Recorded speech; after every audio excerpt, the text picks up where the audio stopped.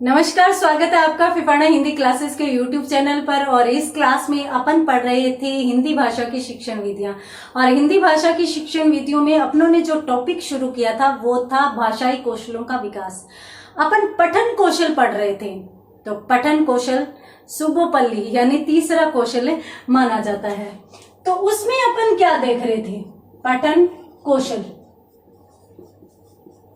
पठन कौशल में अपन क्या देख रहे थे? पिछली क्लास में अपनों ने पठन कौशल की सोपान देखे थे। अब सोपानों में अपनों ने देखा था कि अपन किस प्रकार से पढ़ना शुरू करते हैं। तो सबसे पहले वर्ण, फिर शब्द, फिर वाक्य, इस प्रकार से अपन लगातार बढ़ते रहते हैं। सोपान के बाद अपनों ने शुरू किया था उद्देश्य देखना कि भाई पठन कौशल का है वो मूलतः उद्देश्य क्या होता है। सबसे पहली बात और सबसे महत्वपूर्ण बात, हम सीखते किस प्रकार से हैं? सबसे पहले तो अपन सुनकर सीखते हैं, है ना। सुबोपल्ली यानी सुनना सबसे पहला कौशल माना जाता है।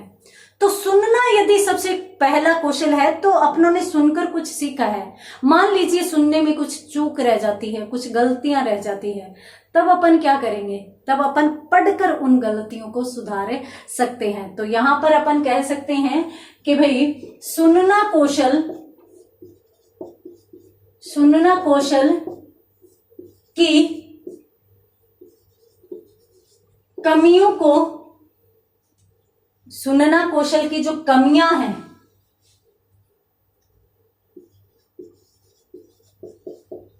कमियों को पढ़कर दूर किया जा सकता है। तो यहां पर अपन समझ सकते हैं कि सुनने में जो गलती हो जाती है उसको अपन पढ़कर दूर किया जा सकता है, पढ़कर दूर कर सकते हैं।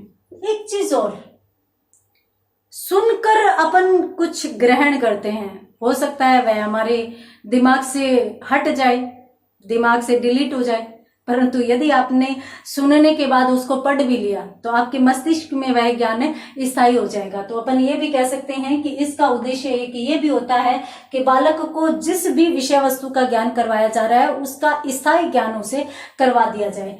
तो अपन यूं कह सकते हैं यहाँ पर कि सुनना जो होता है, सुनने की अपेक्षा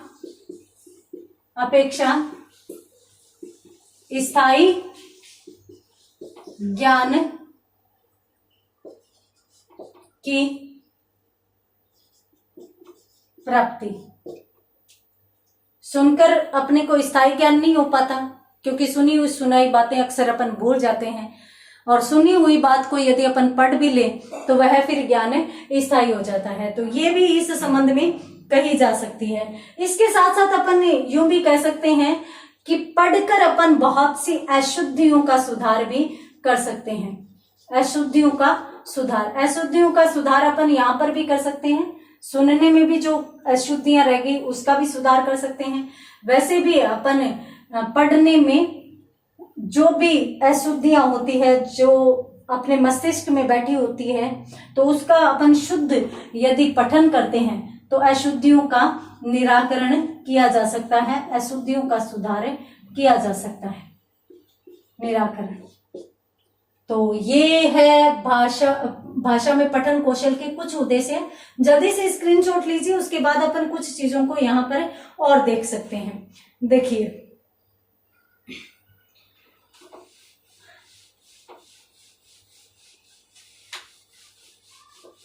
पढ़ने के लिए ना एक चीज आवश्यक है। आप जिस प्रकार से पढ़ रहे हो, आप वाचन कर रहे हो, तो उस समय उसी प्रकार के भावों के अनुसार आपकी वाचन मुद्रा भी होनी चाहिए।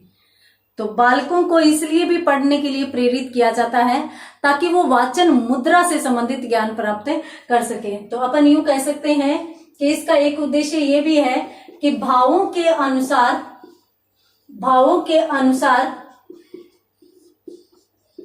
वाचन मुद्रा, भावों के अनुसार वाचन मुद्रा बनाने हेतु प्रेरित करना। अब कुछ बच्चे होते हैं कहानी को भी निबंध की तरह पढ़ते हैं, और निबंध कैसे, सीधा का सीधा उपदेश होता है, वैचारिक विमर्श होता है जिसको सीधा का सीधा पढ़ा जाता है। परंतु यदि अपन भावों के अनुसार वाचन की मुद्रा बनाना बच्चे को सिखा रहे हैं, यदि भावों के अनुसार बच्चे को उसी प्रकार से ले उतार चढ़ाव सिखा रहे हैं, तो वहां पर उसका उच्चारण सुधरता है। उसे एक चीज और भी है, यदि भावों के अनुसार वाचन मुद्रा बनाने का वो प्रयास करेगा ना, तो उसमें उस विषय के प्रति आनंदानुभूति होगी। परंतु ये आनंदानुभूति जो होती है वो उच्च स्तर पर ही होती है। प्राथमिक स्तर के बालकों के लिए यदि आप ये उम्मीद करें कि वो भावों के अनुसार वाचन मुद्रा बनाएंगे और इसके साथ साथ पठन में आनंद की अनुभूति करेंगे, तो वो पॉसिबल नहीं है, संभव नहीं है। हाँ, आनंदानुभूति कराना जो एक उच्च स्तर का आनंदानुभूति करवाना एक उच्च स्तर के बालकों के लिए अपन मान सकते हैं कि एक प्रमुख उद्देश्य इसमें कहा जा सकता है। इसी के साथ अपन ये भी कह सकते हैं कि एक बालक को आप कुछ भी समझा रहे हो, अक्सर ऐसा होता है कि शिक्षक जो है वो एक विषय वस्तु को समझाता है कक्ष में, और जैसे वो पूरी विषय वस्तु को समझा देता है, उससे संबंधित पूरा का पूरा वर्णन कर देता है, तो फिर वो उनको पुस्तक देकर और यूं कहता है कि अब आप स्वयं पढ़ो इस विषय वस्तु को, स्वयं समझो इस विषय वस्तु को। और जब वो स्वयं पढ़कर उस विषय वस्तु को समझने का प्रयास करते हैं, तब वहां पर यह माना जा सकता है कि फिर जो बालक है ना, वो उस विषय वस्तु को समझकर उससे संबंधित कुछ विचार भी व्यक्त करने लगेंगे।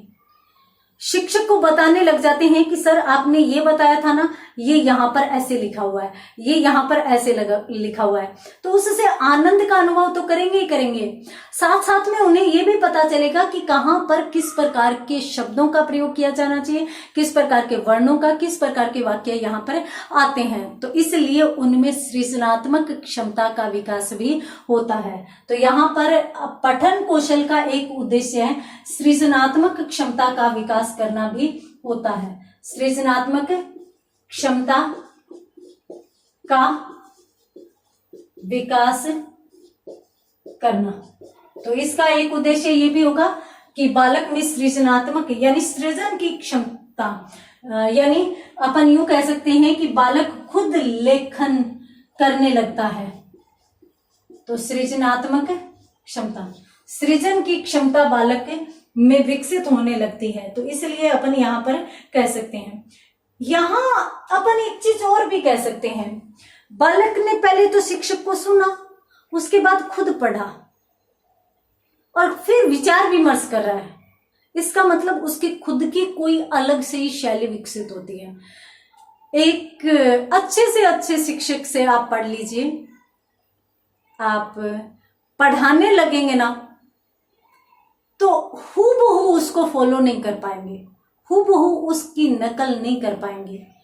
आप में कुछ अपनी योग्यताएं भी शामिल हो जाएगी, आपकी अपनी कुछ जगह पर शैली विकसित हो जाएगी और उस शैली के आधार पर आप अपना सृजन करेंगे, आप अपना तरीका बनाएंगे। तो इसलिए अपन यहाँ पर कह सकते हैं कि पठन कौशल का एक उद्देश्य यह भी हो सकता है कि बालक की स्वशैली का विकास करना। तो बालक की स्वयं की शैली विकसित होती है, तो ये भी इसका प्रमुख उद्देश्य समझा जा सकता है। तो इसके साथ साथ अपन ये भी कह सकते हैं कि बालक ने जब तक सुना, जब तक पढ़ा, तब तक उसे ये पता नहीं है कि लिपि चिन्हों को रूप कैसे देना है। उसने सुन लिया कि कमल, परंतु उसे ये नहीं पता कि कै कैसे लिखना है, मैं कैसे लिखना है, लय कैसे लिखना है। मान लीजिए आप ये सोच रहे हो कि कमल लिखना तो छोटा सा बच्चा जान जाता है, तो जाहिर सी बात है ये कौशल छोटे बच्चों के लिए भी तो होते हैं। मान लीजिए छोटे बच्चों के लिए नहीं है, बड़े बच्चों को ले लीजिए। बड़े बच्चों को ये नहीं पता कि रह कितने प्रकार से लिखे जाते हैं। रह 4 प्रकार से लिखे जाते हैं और 4 प्रकार से किस किस रूप में कहां कहां प्रयोग में लाए जाएंगे। तो अब इस क्षमता का बालक में विकास करना है तो उसको लिपिबद्ध रूप का ज्ञान होना आवश्यक है। तो यदि वो पढ़ेगा तो उसे पता चलेगा कि हाँ इस प्रकार की चीजें यहाँ पर आ रही हैं, तो इस प्रकार से इनको लिखा जाता है। तो अपन यूं भी कह सकते हैं कि इसका एक उद्देश्य ये हो सकता है कि लिपिबद्ध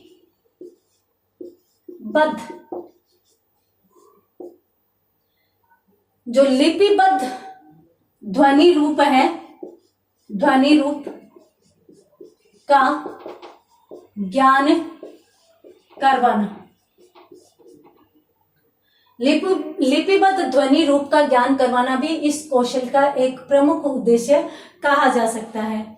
तो आप स्क्रीनशॉट लीजिए और इसी के साथ यहाँ पर पठन कौशल के उद्देश्य पूर्ण होते हैं और उसके बाद अपन बात करते हैं आगे अपन बात क्या कर सकते हैं, किस संबंध में कर सकते हैं। तो देखिए पठन कौशल में जो पढ़ते हैं ना वो अनेक प्रकार से पढ़ा जाता है। यानी पढ़कर जब अपन बोलकर पढ़ते हैं तो उसको पठन कौशल के प्रकार को, या अपन यूं कहें कि वाचन को अनेक भागों में बांटा जा सकता है। पढ़ने के अंदर ही वाचन कौशल भी आ जाता है। क्यों? क्योंकि जब अपन पढ़ते हैं तो जरूरी तो नहीं है कि अपन मौन वाचन कर रहे हैं, अपन आदर्श वाचन कर सकते हैं, अपन अनुकरण वाचन कर सकते हैं। तो यहाँ पर पठन कौशल के अंतर्गत अपन एक चीज और देखेंगे, वाचन के प्रकार। अब वाचन के कितने प्रकार होते हैं और कौन कौन से प्रकार होते हैं, मोटे तौर पर यदि देखा जाए तो देखिए वाचन के 3 आधारों पर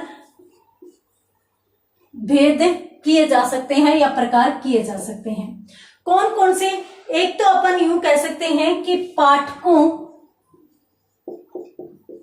पाठकों की संख्या के आधार पर, पाठकों की कितनी संख्या है उस आधार पर भी अपन इनको बांट सकते हैं। और इसमें अपन कितने भागों में बांट सकते हैं? 2 आधारों में बांट सकते हैं। यानी पढ़ने वाला एक भी हो सकता है, तो व्यक्तिगत भी हो सकता है और सामूहिक भी हो सकता है, यानी बहुत से लोग भी हो सकते हैं। तो इस प्रकार से पाठकों की संख्या के आधार पर इसका वर्गीकरण किया जा सकता है। अभिव्यक्ति के आधार पर भी वर्गीकरण किया जा सकता है। अब ये जो अभिव्यक्ति के आधार पर जो वर्गीकरण होता है उसको अपन मोटे तौर पर अच्छे से समझेंगे, क्योंकि इसमें आदर्श, अनुकरण, वाचन, अभिव्यक्ति का मतलब अभिव्यक्त करना या बोलना, तो उसमें अलग अलग चीजें शामिल की जाती है। तो उनको अपन देखेंगे, मोटे तौर पर देखेंगे। और यदि सामान्य तौर पर वर्गीकरण देखें या अपन देखें सामान्य आधार पर, तो सामान्य आधार पर जो वर्गीकरण होता है उसमें भी सस्वर भी हो सकता है। सस्वर का मतलब स्वर, लय एवं ताल के साथ। तो इसका कोई ये नहीं है कि इसके निश्चित इस प्रकार से इतने भेद किए जाएंगे। अपन यूं कह सकते हैं कि वाचन को अपन 3 आधारों पर बांट सकते हैं। पाठकों की संख्या के आधार पर अपन बांट सकते हैं, कितने पाठक हैं, कितने पढ़ने वाले लोग हैं। अभिव्यक्ति किस प्रकार से की जा रही है, मौन अभिव्यक्ति हो रही है या कोई आदर्श या अनुकरण अभिव्यक्ति हो रही है। सामान्य आधार पर अपन सस्वर वाचन को ले सकते हैं, मौन वाचन को भी ले सकते हैं। तो इस प्रकार से 3 भागों में बांटा जाता है। जल्दी से स्क्रीनशॉट लीजिए, उसके बाद अपन बात करते हैं आगे।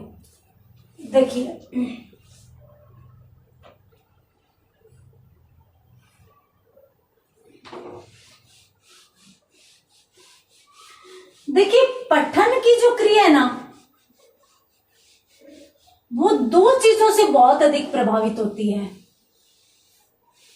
पठन की प्रक्रिया या पठन की क्रिया है वो 2 चीजों से बहुत अधिक प्रभावी होती है।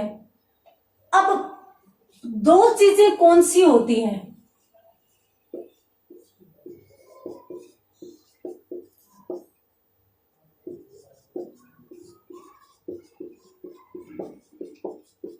पठन को प्रभावित करने वाले कारक दो है जिनको अपन प्रमुख रूप से ले सकते हैं, एक तो मुद्रा और दूसरी होती है शैली। तो पठन क्या है? देखिए, पठन एक लिखित पद में गद्य व पद्य दोनों आ जाता है। कोई भी लिखित पद है उसको आप उचित लय एवं ताल विराम चिन्हों के साथ यदि बोलते हैं तो वहां पर आप मान सकते हैं कि सही। और मुद्रा में आप वाचन मुद्रा यानी जिस प्रकार के भाव आ रहे हैं उसी प्रकार से आप अपने मुख की मुद्रा बनाते हुए, कहते हैं ना आंखें बोलती है, तो जब आपकी आंखें बोल रही हो, आपके भावों को आंखें भी बता रही हो, तो वहां पर वह उच्चारण या वह पठन है वो बहुत ही अच्छा माना जाता है। तो यहाँ पर अपन कह सकते हैं, शैली में अपन कह सकते हैं पर्याप्त उतार चढ़ाव आना चाहिए, और मुद्रा में अपन यूं कह सकते हैं कि हमारी मुद्रा ऐसी होनी चाहिए कि बालक है वो अपने मुख को देखकर ही पहचान सके कि किस प्रकार का वाचन किया जा रहा है। देखिए, यहां पर अपन पहले बात करते हैं मुद्रा की। तो मुद्रा को अपन किस रूप में प्रकट करेंगे, कैसे कहेंगे? इसमें बच्चों को सिखाया जाता है कि, इसमें मैं लिख भी देती हूं, इसमें बच्चों को सिखाया जाता है कि, अब इसमें बच्चों को सिखाया जाता है, क्या सिखाया जाता है कि किस प्रकार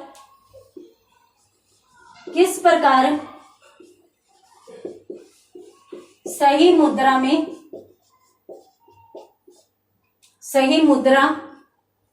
में खड़े होकर। देखिए, मैं आपको बता देती हूं कि खड़े होने का भी नियम होता है, पुस्तक पकड़ने का भी नियम होता है। तो किस प्रकार सही मुद्रा में खड़े होकर या बैठकर पुस्तक को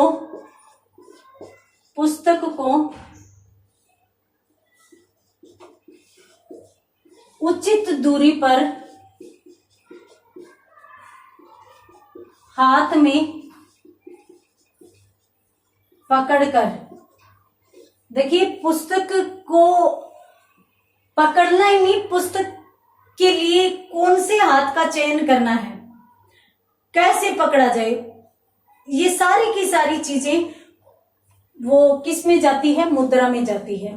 तो अपन यहाँ पर कह सकते हैं कि इसमें बच्चों को सिखाया जाता है कि किस प्रकार सही मुद्रा में खड़े होकर, बैठकर, यानी खड़े होकर भी यदि आप पठन कर रहे हो तो किस प्रकार से खड़े होना है, बैठकर यदि पठन कर रहे हो तो किस प्रकार से करना है। उसके बाद आ गया कौन सा, कि पुस्तक को उचित दूरी पर पकड़कर, पुस्तक को हाथ में उचित दूरी पर पकड़ना है, और कौन से हाथ में किस प्रकार पुस्तक रखनी है। आप एक बार इसका स्क्रीनशॉट लीजिए, उसके बाद इसके बाद मुद्रा में ही आगे जो चीज आएगी वो भी मैं बता देती हूँ कि किस प्रकार से पुस्तकें हाथ में रखनी है, कौन से हाथ में रखनी है, फिर उसका पठन किया जाए।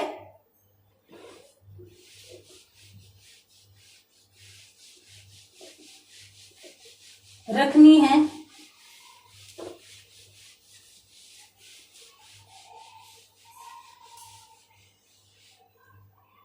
को समझाते हुए ये चीजें समझाती। उसके बाद किस प्रकार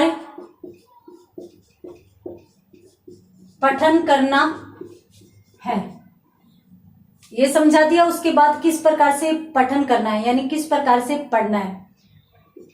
भावानुकूल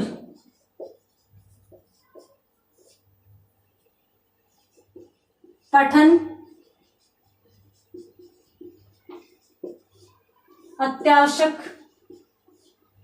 अत्यावश्यक माना जाता है। ये तो हो गई मुद्रा। तो जल्दी से स्क्रीनशॉट लीजिए, उसके बाद अपन शैली को भी देख लेते हैं। तो शैली में अपन कौन कौन सी चीजों को शामिल करेंगे?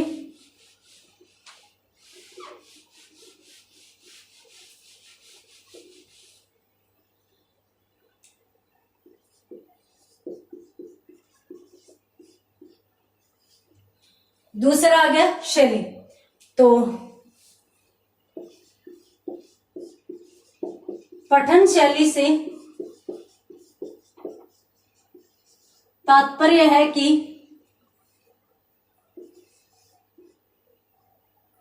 पठन शैली से तात्पर्य है कि अब पठन शैली से क्या तात्पर्य है कि लिखित सामग्री का सही, लिखित सामग्री जो भी लिखा हुआ आपके सामने है उसका सही लय, गति, प्रवाह एवं विराम चिन्ह का मतलब कहाँ रुकना है, तो विराम चिन्ह एवं विराम चिन्ह उच्चारण के साथ पढ़ना, ये क्या होती है? पठन शैली मानी जाती है। तो यहाँ पर जो पठन की प्रक्रिया है वो दो चीजों से प्रभावित होती है। आपकी मुद्रा कैसी है, आपकी शैली कैसी है। यदि आपकी बहुत अच्छी मुद्रा है, बहुत अच्छी मुद्रा का मतलब ये नहीं है कि आप बहुत सुंदर हो, बहुत अच्छी मुद्रा का मतलब ये है कि आपने जिस प्रकार के भाव लेखक ने प्रकट किए हैं लिखते समय, उसी प्रकार के भाव आप अपने चेहरे पर लेकर आते हुए और आप बोल रहे हो, आप पढ़ रहे हो, तो आपका उच्चारण भी प्रभावी माना जाएगा, आपका पठन कौशल भी प्रभावी माना जाएगा। और उसके बाद यदि अपन बात करते हैं इसकी शैली की, तो शैली तो सिर्फ और सिर्फ तरीका होता है। शैली का शाब्दिक अर्थ ही तरीका होता है, किसी काम को करने का तरीका उसकी शैली मानी जाती है। तो आप जो पढ़ रहे हो वो किस यति, गति, नियम, विराम चिन्ह के साथ पढ़ रहे हो, आप उच्चारण उसका कैसे कर रहे हो, आप उसके उतार चढ़ाव को किस प्रकार से ले रहे हो, आरोह एवं अवरोह क्रम के अनुसार वर्ण ध्वनियां आ रही है कि नहीं आ रही, तो ये सभी की सभी चीजें इसमें शामिल की जाती है। तो यहाँ पर इसका भी स्क्रीनशॉट लीजिए, उसके बाद अपन बात करते हैं आगे। देखिए, ये थे पठन को प्रभावित करने वाले कारक, और पठन को प्रभावित करने वाले कारकों के बाद अपन जो पढ़ रहे हैं, अपन जो अभिव्यक्ति दे रहे हैं, वो कितने कितने प्रकार की किस प्रकार की दी जा सकती है, उसको भी अपन एक बार हल्के से देख लेते हैं। देखिए,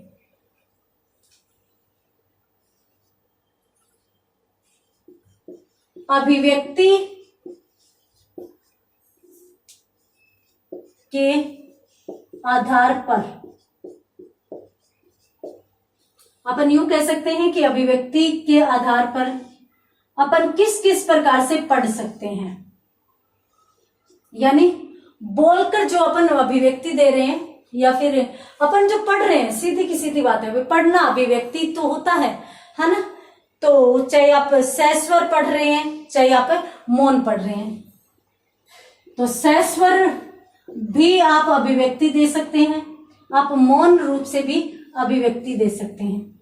मौन आप अपने आप को अभिव्यक्ति देते हो, मन ही मन पढ़ते हो, अभिव्यक्ति तो होती है ना विचारों की, और सहस्वर में आप दूसरों के सामने सुना रहे हो। देखिए, जो सहस्वर होता है ना, उसके 3 प्रकार होते हैं। सहस्वर उच्चारण के या सहस्वर अभिव्यक्ति के 3 प्रकार होते हैं। कौन कौन से? आदर्शवाचन, एक तो कौन सा होता है, आदर्श वाचन। और आदर्श वाचन किसके द्वारा किया जाता है, शिक्षक के द्वारा, शिक्षक के द्वारा किया जाता है। उसके बाद अपन बात करते हैं अनुकरण वाचन। अनुकरण वाचन ये किसके द्वारा होता है, ये छात्रों के द्वारा होता है, छात्रों के द्वारा होता है।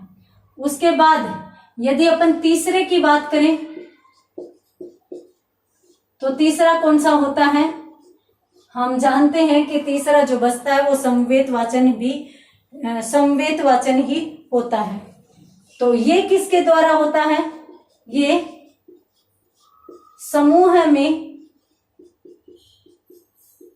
छात्रों के द्वारा किया जाता है। तो ये संवेद वाचन कहलाता है। सहस्वर वाचन को 3 प्रकार से बांट सकते हैं, आदर्श, अनुकरण और संवेद।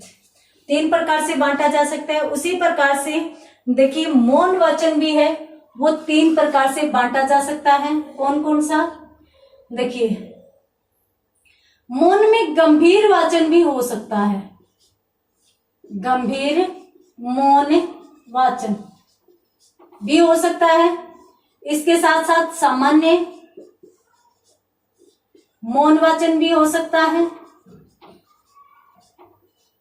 द्रुत मौन वाचन भी हो सकता है, द्रुत मौन वाचन भी हो सकता है। तो इस प्रकार से अभिव्यक्ति के आधार पर जो वाचन होता है वो 2 प्रकार का होता है। उसमें अगर अपन बात करें कौन कौन सा, तो सहस्वर और मौन। आप मन ही मन पढ़ रहे हो तो आप 3 प्रकार से पढ़ सकते हो, और यदि आप खड़े होकर कक्ष में पढ़ रहे हो पुस्तक हाथ में लेकर शिक्षक के निर्देशानुसार, तो भी आप 3 प्रकार से पढ़ सकते हो। उसमें क्या होता है कि अलग अलग हिस्सा रहता है। अगर आप अनुकरण वाचन कर रहे हो, आप अगर खड़े होकर वाचन कर रहे हो तो उसमें अनुकरण वाचन ही कर पाएंगे अकेले, ये शिक्षक करेगा। और इसके बाद यदि अपन संवेद वाचन की बात करें तो ये तो सभी छात्र, सभी जो विद्यार्थी है वो समूह के रूप में करेंगे एक साथ। आपने देखा है छोटी स्कूल में, देखा है क्या, आपने खुद ने किया होगा, जब एक लड़का सामने खड़ा हो जाता था और वो गिनती बोलता था, काउंटिंग जिसे बोलते हैं, 1 2 3, और पीछे सारे के सारे बच्चे साथ साथ बोलते थे। इसी प्रकार से सुलेख का वाचन करवाया जाता था। इसी प्रकार से जो स्वर ध्वनियां होती है, जो व्यंजन ध्वनियां होती है, उनका भी उच्चारण करवाया जाता था, जिसमें समवेत वाचन करवाया जाता था समूह के रूप में, सभी के सभी विद्यार्थी एक साथ। और कुछ विद्यार्थी तो ऐसे होते थे जो दम लगाकर जोर से बोलने का प्रयास करते थे। तो इस प्रकार से यहाँ पर अपनों ने जो वाचन के प्रकार देखे, ये जो वाचन है वो किस किस प्रकार से किए जा सकते हैं, गंभीर वाचन, सामान्य वाचन, द्रुत वाचन किस किस प्रकार से किए जाते हैं, ये भी अपन समझेंगे, परंतु अगली क्लास में। तो मिलते हैं अगली क्लास में, तब तक के लिए धन्यवाद।